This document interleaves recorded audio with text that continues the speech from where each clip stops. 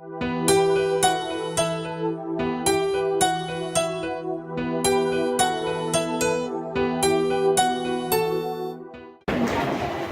as ton pied rouge, garde ça dans ta poche. Parce que je vais crucifier le français ce matin. Alléluia. Parce que je suis de l'expression anglaise, mais je suis camerounais.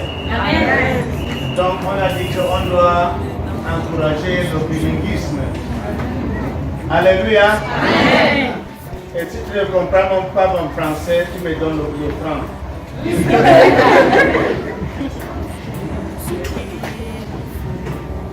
Je suis très content ce matin pour arriver dans votre chapelle. Et j'étais en voyage pour enterrer ma belle-mère.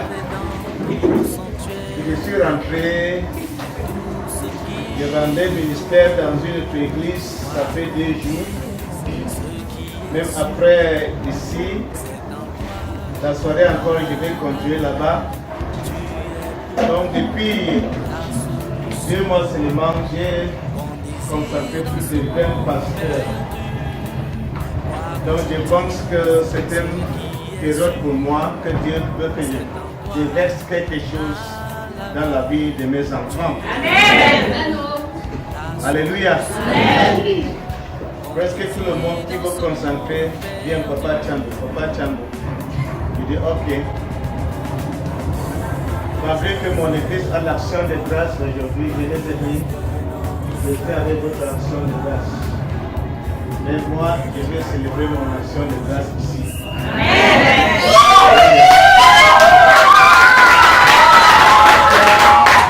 Ce temps de Dieu qu'on va consacrer, ce sont les actions de grâce que je dois présenter. Amen.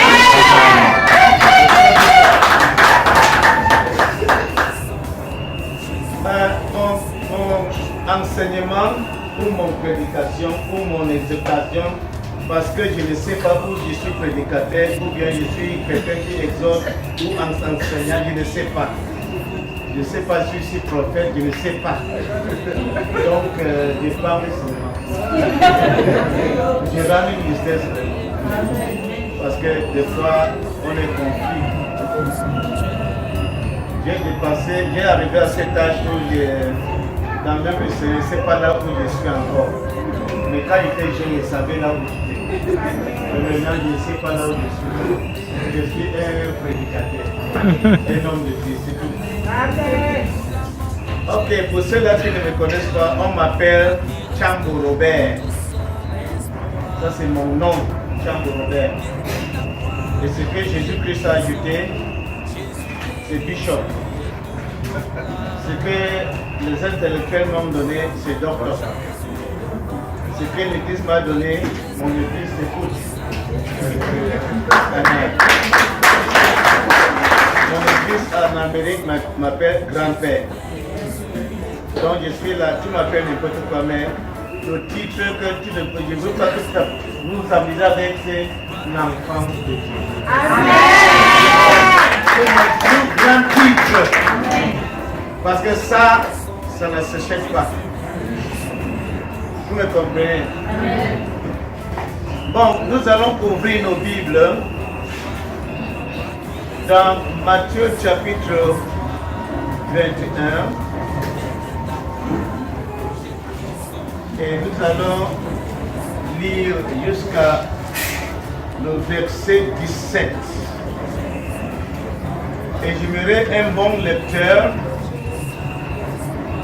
Tu ne vas pas lire tout le passage, tu lis seulement le verset 12. Matthieu 21 et le verset 12. Et ce que je veux prêcher, c'est pour vous, les hommes de Dieu qui vont entrer dans ce que Dieu va élever aujourd'hui. Et encore, c'est pour vous. Je veux prendre un pierre pour frapper des oiseaux, comme on les anglophones dit. I want to take one bird and shoot 2 stones. Yes. Ok. Il faut lire pour moi. Matthieu chapitre 21, verset 12.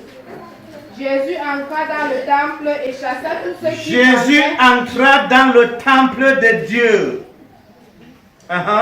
Et chassa tous ceux qui vendaient. Il chassa tous ceux qui vendaient ou qui achetaient et qui achetaient à cet endroit dans le temple de Dieu. Il renversa les tables. Ça c'est quelle version?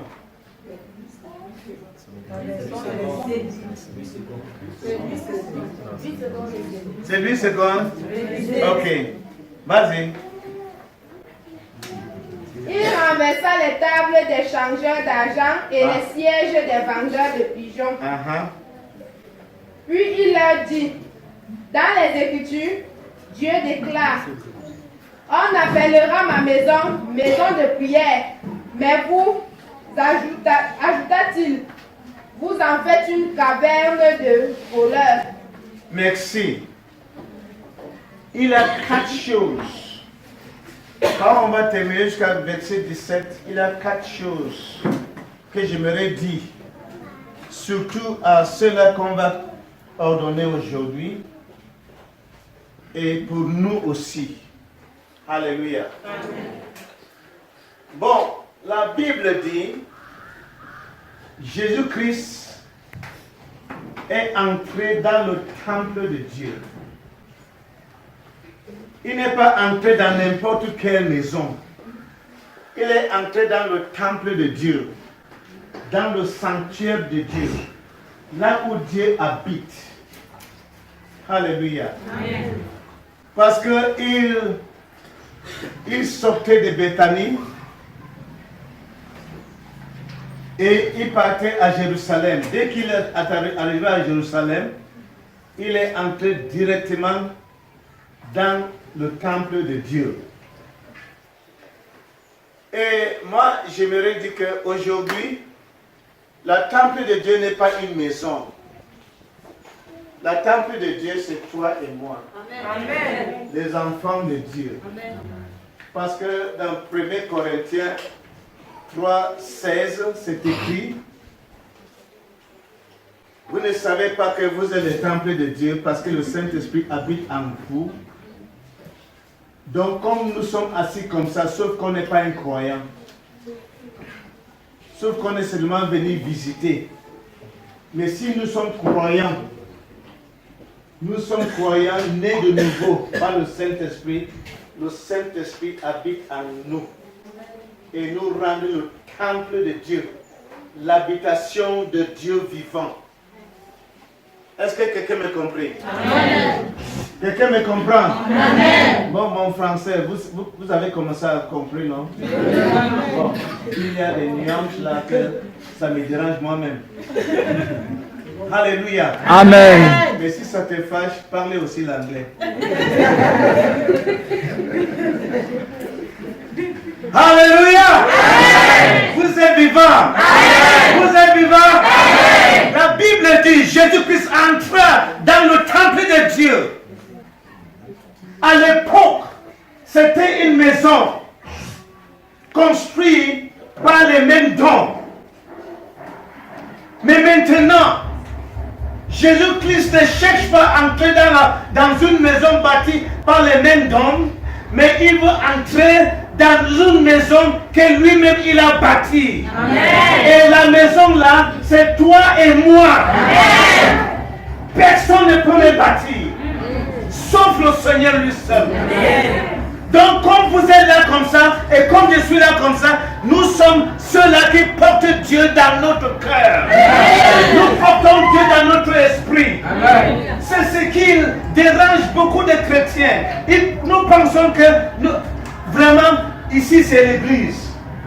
Cette maison, nous appelons l'église. Mais le vrai église, c'est toi et moi.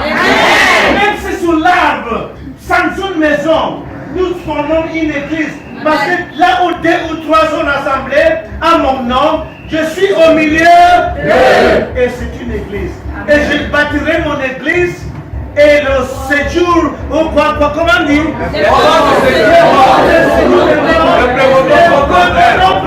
C'est-à-dire que ça ne peut pas conquérir ce cette maison. Alléluia. Donc, quand tu es là comme ça, tu ne peux pas être conquéri. Parce que tu portes Dieu en toi. Donc c'est cette question, le diable m'a fait ceci, le diable m'a fait ceci. Nous n'exaltons pas le diable. Nous exaltons Jésus-Christ. Alléluia. Parce que l'Église aujourd'hui connaît beaucoup de choses que le diable fait et connaît moins de choses que Jésus. Que nous changeons notre mentalité. Est-ce que je parle à quelqu'un? Amen. Changeons notre mentalité. Le diable ne peut rien me faire. Parce que je porte la puissance de Dieu. Le Saint-Esprit. Saint-Esprit qui a ressuscité Jésus-Christ d'entre les morts. Il habite en moi. Alléluia. Sauf que je ne crois pas. Mais ce n'est pas ça que je veux prêcher. Donc, qu'est-ce que Jésus-Christ a fait? Il est entré dans ce temple. Il a chassé ceux-là qui vendaient et ceux-là qui achetaient. Mais vous ne pouvez pas comprendre. Parce qu'à l'époque, le temple avait 3 portions, ou 3 parties très importantes. Il avait la partie des femmes, la partie des hommes et les parties des gentils. Mais eux tous, c'est-à-dire, ils voyaient le prédicateur. Les femmes ne s'asseyaient pas avec les hommes. Il y a d'autres églises qui pratiquent ça aujourd'hui. Mais je n'ai pas de problème, pourvu qu'on soit sauvé. Amen. Alléluia. Amen. Et puis les gentils, les non-juifs avaient leur appartement.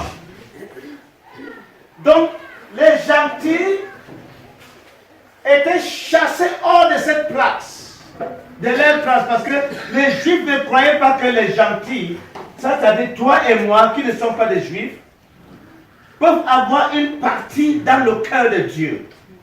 Donc on les avait chassés et rendu les endroits un marché. Parce que c'est quel marché? Parce que les gens venaient vendre les animaux qu'on devait donner au sacrifice. Donc au lieu de aller au marché, les gens, les souverains sacrificateurs à l'époque, ils ont rendu cet endroit un marché. Donc, en bref, les activités qu'on faisait dans cet endroit n'étaient pas l'activité qui devrait être faite à cet endroit, parce que cet endroit était fait pour que les gens viennent adorer le Seigneur. Alléluia. Jésus-Christ les a fouettés. Les gens disent qu'il avait fait une fouette et il les a fouettés et chassé tout le monde. Alléluia. Amen. Donc, qu'est-ce que Jésus-Christ faisait? Il purifiait sa maison. Il purifiait son temple. C'est-à-dire que Jésus-Christ ne peut pas être confortable dans ta vie si c'est sale. Amen. Il ne peut pas. Mais pasteur, vous me comprenez? Amen. La première chose, votre fondation doit être la pureté. Amen. Pour être un bon pasteur, il faut être pur. Oui, je remercie le Seigneur qu'un prédicateur est venu ici parler de cités, de refuges. C'est bien vrai, mais ce n'est pas une garantie qu'on vit dans le péché et courir pour venir dans la cité. Amen. Lorsque Jésus-Christ te lave, il te lave sur la croix du Calvaire, reste pur. Amen. Reste pur. Est-ce que je dis à quelqu'un? Donne-moi un amen de Holy Ghost. Dis à ton voisin, reste pur. Jésus-Christ nous a purifié. Il faut qu'on reste pur. Parce qu'aujourd'hui c'est dimanche. Beaucoup de nous, on lavait nos enfants et on les amenait à l'église. Si l'enfant là s'est sali, qu'est-ce que tu dois faire? Il doit rentrer à la maison changer son habit avant que tu l'amènes à l'église. Donc, quand Jésus-Christ nous a gardés purs, il faut rester pur. Ça, on peut parler de sanctification, on peut parler de sainteté, on peut parler de quoi, je ne sais pas, consécration, mais il faut être propre devant le Seigneur. Alléluia. Amen. Parce que quand tu es propre devant le Seigneur, c'est-à-dire les démons n'ont aucune chose à faire dans ta vie. Ils ne vont jamais t'accuser. Ils vont venir regarder et dire non, ils ne peuvent pas toucher. Alléluia. Amen. Parce que tu es pur. Et verset 13, il dit, il est écrit, ma maison sera appelée une maison de prière, mais vous en faites une cabane de voleurs. Ce n'est pas vous, c'est le genre de temps. Mais ce n'est pas question de voleurs que je vais parler ici. Il a dit, ma maison sera une maison de quoi? De prière. Lorsque Jésus-Christ te purifie, la deuxième chose que tu dois faire dans ta vie, c'est d'être une femme et un homme de prière. Amen. Aujourd'hui, on compte sur les prophètes. Je remercie Dieu pour le prophète parce que je suis un. On compte sur les apôtres. On compte sur les évêques. J'ai tes problèmes. C'est bien beau. Mais j'aimerais dire que Dieu aimera entendre ta voix. Nous ne sommes pas ceux-là qui passent par Marie pour parler à Jésus à notre égard. Non. Nous avons une ligne directe. Amen. Alléluia. Amen. Une ligne directe. Donc la prière, c'est quelque chose. C'est un moyen que Dieu nous a donné pour changer notre situation. Amen. C'est un chemin que Dieu nous a donné pour parler avec lui. Un enfant qui ne parle pas avec son père ni avec sa mère, l'enfant vient seulement pour demander. Mais l'enfant n'a pas le temps pour s'asseoir comme ça et causer avec ses parents. Cet enfant, les parents ne considèrent pas cet enfant vraiment profondément. Mais un enfant qui est toujours à la maison en train de causer avec maman, avec papa, cet parent, il porte l'enfant au cœur. Yes. Yes. C'est la même chose avec le Seigneur. Alléluia. Amen. Nous les chrétiens, nous parlons, oh, le démon m'a fait ceci, le diable m'a frappé, le diable m'a eu, le diable m'a fait ceci, le diable m'a fait ceci. Attention, le diable peut tenter, mais si tu es un chrétien qui prie, tu portes le feu. Amen. Tu portes le feu. Amen. Parce que Dieu m'a montré que comme vous êtes là comme ça, au-dessus de vous, il y a un nuée noir. Après la nuée noire, il y a une nuée blanche. Et les chrétiens qui ne prient pas, qui prennent les prières des restaurants, parce qu'ils vont manger, ils pensent maintenant, ils peuvent dire à Dieu merci. Les prières des restaurants ne pénètrent pas. Ça ne peut rien faire. Il dit que lorsque tu commences à prier, les prières de 5 minutes, il y a une fumée qui sort. Et cette fumée, dès que ça sort, ça commence à partir de gauche à droite. Ça ne monte pas. Il y a d'autres chrétiens qui s'en donnent à la prière. Ils prient sérieusement. mais ils ne persévéraient pas dans la prière.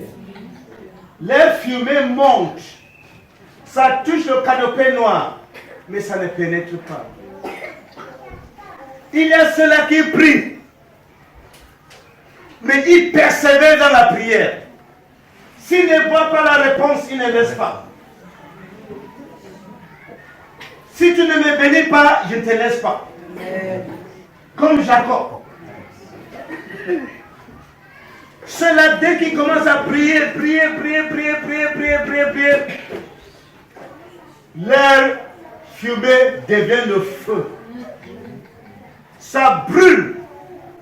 Cette canopée noire, ça ouvre un tuyau. Et ils ont un ciel ouvert. Amen.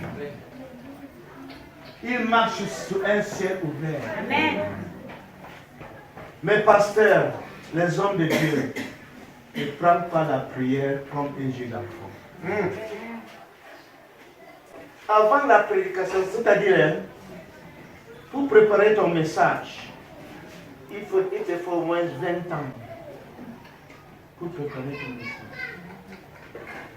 Tu pries plus que le message que tu veux prêcher. Ah ouais. Parce qu'au plus pas de temps, j'étais un jeune pasteur. Quel jeune pasteur? Quand dimanche veut arriver comme ça, c'est moi qui va prêcher. Je tourne la Bible, tourne. Je prends les vieux messages, ce n'est rien. Mais pourtant, hier, c'était quelque chose. Rien ne vient. Dieu me dit, tu vas mourir, tu vas faire combien d'années? Je te dis, tu vas faire combien d'années?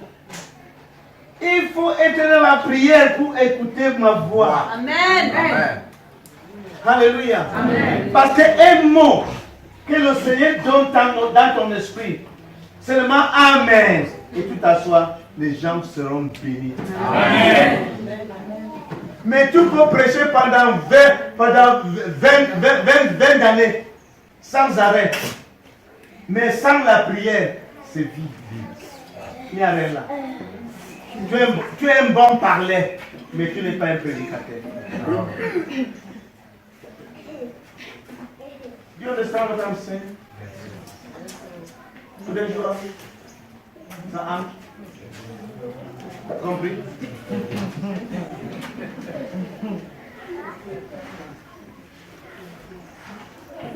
Alléluia. Amen. Alléluia. Amen. Donc la prière, c'est quelque chose qu'il ne faut pas négliger. Monsieur le pasteur, quand les autres dorment, tu es debout. Quand ils sont debout, tu dors. Parce que c'est dans la nuit que l'ennemi vient s'aimer les choses. Donc tu dois rester debout pour combattre pour ces gens. Pour que l'ennemi ne soit pas capable de s'aimer quelque chose dans leur vie. Parce que s'il s'aime, tu auras beaucoup de problèmes. Mais si la nuit, tu es debout et tu les défends, parce que les chrétiens ne prient pas. Ils ne prient pas. Moi, je te dis, quand j'étais un jeune chrétien, si je vois un livre de prière, j'achète. Je peux lire ça pendant une semaine. Mais mets-toi, je vous prie, non? Non, mais c'est la vérité. Moi, je suis passé par là. Il faut beaucoup prier. Ton message doit être lavé dans la prière. Je ne sais pas quoi dire en français. Tu dois amener ton message dans le laboratoire de prière. Et vous les chrétiens, vous avez beaucoup de problèmes en croyant que Jésus-Christ est mort. Non. C'est la prière qui peut te faire avoir une percée. Est-ce que vous me comprenez? Amen. C'est la prière. Je me rappelle, il est témoin. Un Congolais, il était sorcier. Il venait dans mon église. Mais il venait, ce n'est pas pour adorer le Seigneur, mais pour détruire l'église. Et on était là, on ne savait pas. On l'avait pris comme un bon frère. Et le frère, disons le frère, il était dans le monde des ténèbres. Il était bien enfoncé dedans.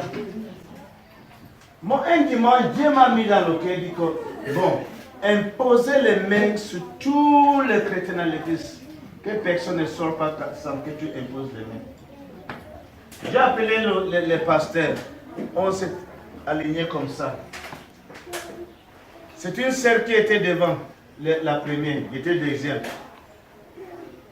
Elle impose les mains, les gens passaient. Bon, il a imposé les mains sur le Congolais là. Elle est venue devant moi. J'impose les mains, il retire sa tête. Il dit, mais un chrétien normal ne doit pas retirer sa tête quand l'autre prie pour lui. Quelque chose ne va pas.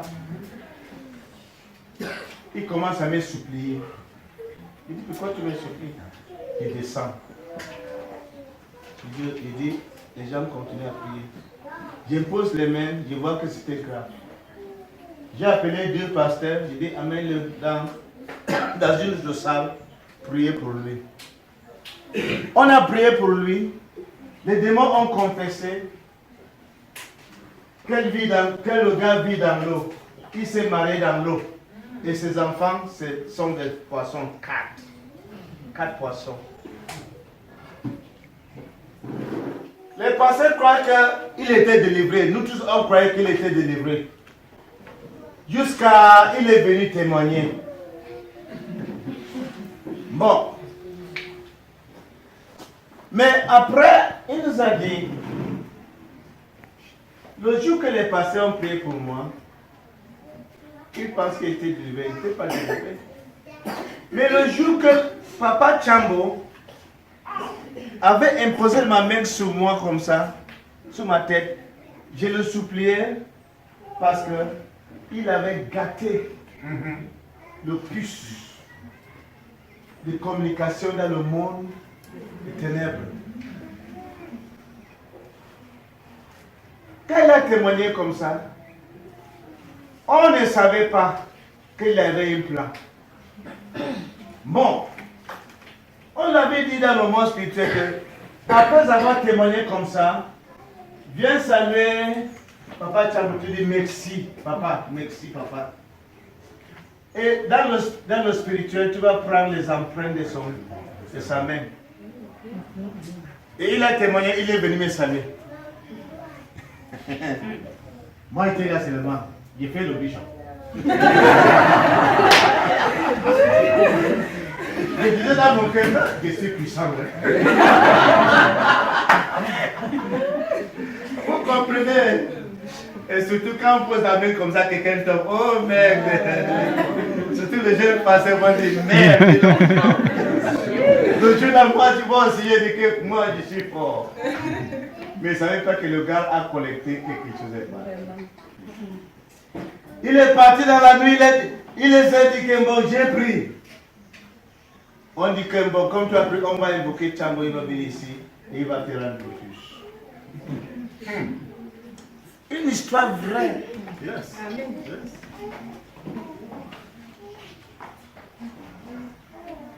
Bon, ils viennent à l'église, on voit la main brûlée. Frère, qu'est-ce qui a fait ta main? Frère, laisse, durant le témoignage, je vais témoigner. Qu'est-ce qu'il fait? Il avait ça comme ça. Mais après, on est témoignage, il monte. Il dit, vous voyez le bras ici? On dit, oui. Il dit, moi, tu m'as vu. J'ai brûlé ta main comme ça. Et je veux vous expliquer. Il dit que quand j'ai pris les empreintes de cet homme, on est parti à notre miroir. On a invoqué le pasteur, invoqué.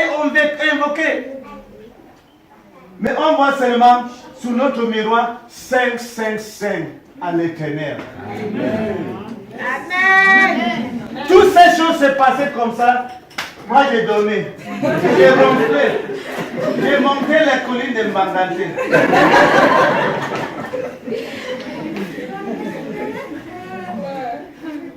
Mais le diable était en train de chercher à me manipuler. Mais sans succès. Il invoque encore bou, Chambo vient. C'est le nom de mon ministère qui est sorti. Holy Ghost Revival Ministry. Hey. Amen. On dit que toi-même, comme tu as des empreintes, toi-même tu peux pas invoquer. Il vient, Chambo vient. Le diable est têtu, même s'il est vaincu, il ne comprend pas. Chambo vient. Maintenant, ce n'est pas un écrit qui est venu, mais c'est le feu qui est venu. Bam! Yes. Et c'est cette feu qui a brûlé dans notre ami comme ça. Après, il est rentré au Cameroun. Il est rentré au Congo. Il dit non. Qui a dit quelque chose? Donc, si tu n'es pas un homme de prière, si tu n'es pas un homme de prière, on m'est frappé. Mais Dieu merci que je me débrouille dans la prière. Il était incapable de me faire du mal. On peut applaudir pour le Seigneur.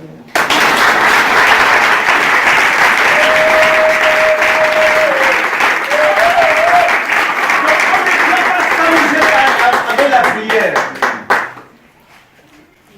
Aujourd'hui, les gens pensent que ce sont les prophéties qui nous tiennent nos vies. Ce n'est pas vrai.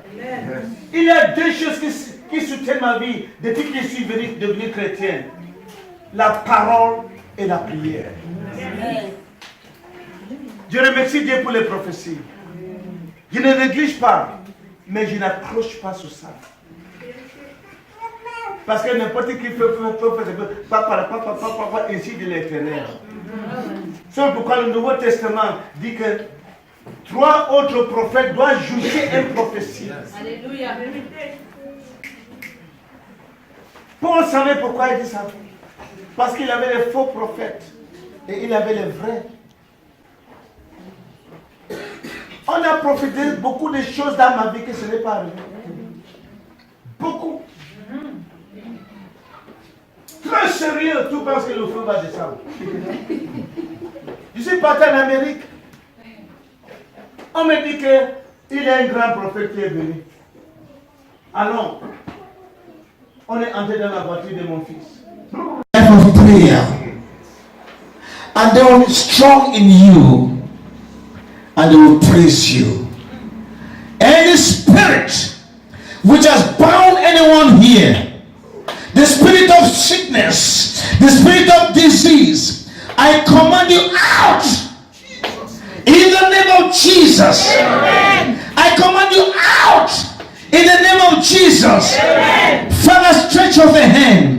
And I proclaim healing. I say be healed. Sois guéri. Sois guéri. Sois guéri. Sois guéri. Sois guéri. Sois guéri. Au nom de Jésus.